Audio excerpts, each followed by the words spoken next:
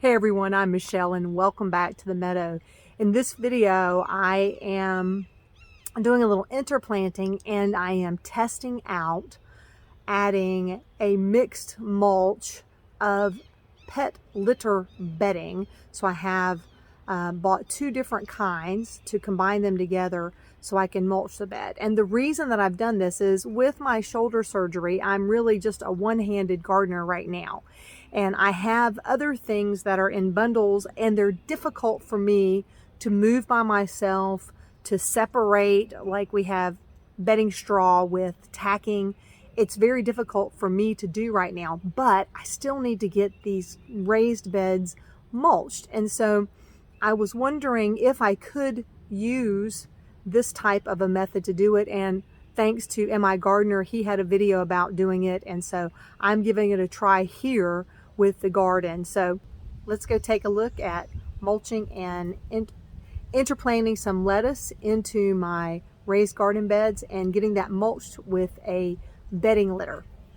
So here's what that looks like. I have a pack of aspen bedding and a pack of pine bedding that I purchased on Amazon. If you're interested, I'll put the links below. But I wanted something that is going to be simpler for me with gardening with one hand to spread as a mulch on my raised beds. And so I'm going to get some help getting these opened and get mixed together, and we're going to go put it on the garden beds. I got the top out of the pine and I've dumped that into the cart. And now I've got the top off the aspen and I'm going to add that to the cart and then mix it together.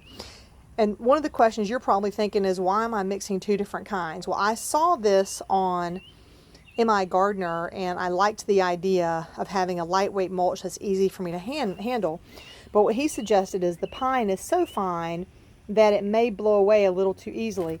And he used cedar, but the aspen was quite a bit cheaper than the cedar, so I thought it was worth a shot because it's bigger shavings as well.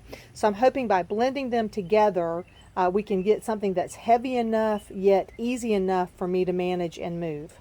If I did this right, this is a variety that should take a little bit of the heat, but I'm hoping to interplant it with the pepper plants so that it can get some shade from underneath the edge of the pepper plant and we can have lettuce a little longer in the season.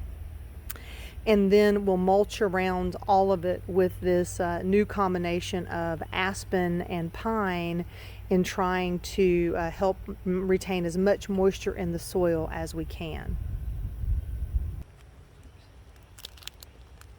I got to tell you, you learn a lot when you're working with just one hand, and it's okay. I have a whole new respect for people who deal with stuff on a daily and regular basis. For me, this is just temporary, but never believe that you can't adapt to make things work. Just got to keep trying and trying stuff. Not everything works, not everything's perfect, but I'm not going to let that stop me from planting my darn garden, that's for sure. Get these planted in. This is a cinnamon romaine. I think I got it from True Leaf. I have to go back and find the package. My goal for my gardens is to plant as intensively as I can to make the most of the energy, resources, opportunities for plants to work together, shade each other, help each other, complement each other, just to get as much as I can out of my garden. We're on a 1/4 acre suburban lot here, and I'm gardening in all the weirdest places everybody thinks. All right, we got the lettuce all planted in. Now we're going to water everything down and then add the mulch. For anyone who's wondering, we are planting right now in the Vego bed. I know that it's the Vego bed because the screws are in every other rib instead of every rib like the Birdies bed. One of the things that I like to do when I'm watering things in, especially if the top soil is a little bit dry, is I like to come through and give everything a nice top water and help the soil get a little less hydrophobic. And then I'll let it sit for a few minutes and then come back and water in one more time. And that seems to help the water settle in a little bit better and get down where you need it to be to help the little plants that you've just planted. Now that we have the bed planted in, I'm going to go ahead and mulch around with this combination of aspen and pine and put it around the plants to try to help hold some of the moisture in this bed.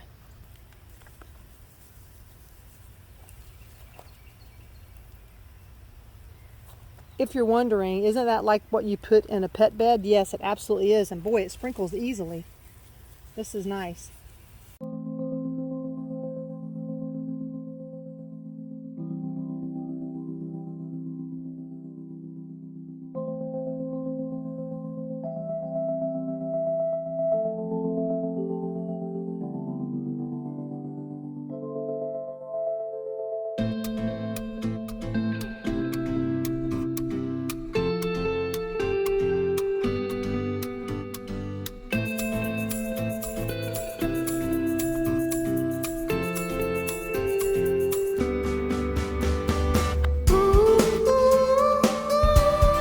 Now it's time to get the Birdies bed watered in.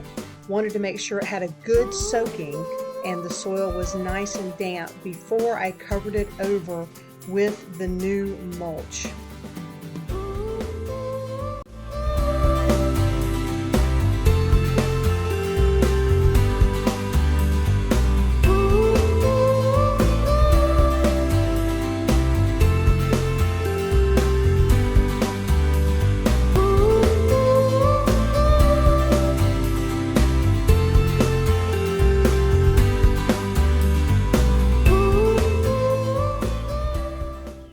That didn't take too long. After getting the lettuce planted in, I added in the mixed up pine and aspen. I tried to go pretty thick around the existing plants and then leave some gaps around the new seedlings so that it doesn't get like a dampening off or anything like that on them. And then on this end, I went a little lighter because I still have flower seeds in here that haven't popped up yet, and so I don't want to keep those from popping up. Then in this bed, and this is the Birdies bed, and we know that because we can look and see a screw inside every ridge. Everything is already planted in here, so I put it pretty thickly across everything, and this sort of made some rows around some of the root crops where it's a little harder to get in between, and made a little row on the leeks that are coming in here, the nasturtiums and the kale, a nice little coating.